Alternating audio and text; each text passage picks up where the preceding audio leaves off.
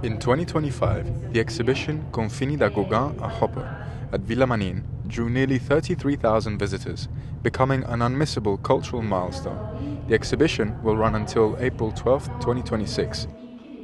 Sì, oggi l'occasione è anche quella di dare alcuni numeri,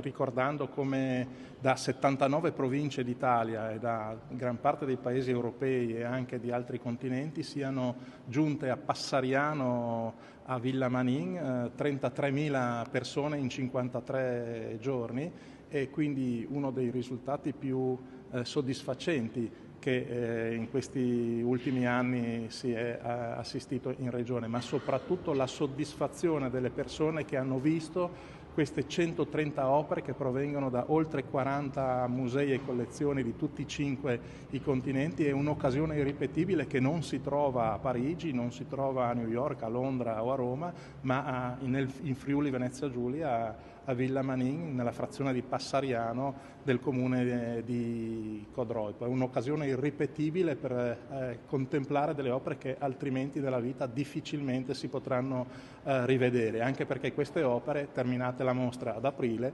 ritorneranno ognuna nel proprio museo e quindi sarà impossibile rivederle un'altra volta tutte assieme. È una strada che vuole fare dello spettatore il protagonista, che dialoga con l'arte e si emoziona con l'arte di altissimo livello, perché la nostra regione, quella che maggiormente investe in cultura in Italia, ha l'ambizione di essere la bandiera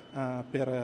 la cultura, ed è una strada che intendiamo proseguire ancora, anche per dare agli spettatori la possibilità di emozionarsi di fronte a così tante opere d'arte. E l'evento che abbiamo programmato per il 26 dicembre, oltre che la possibilità di visitare la mostra ad un prezzo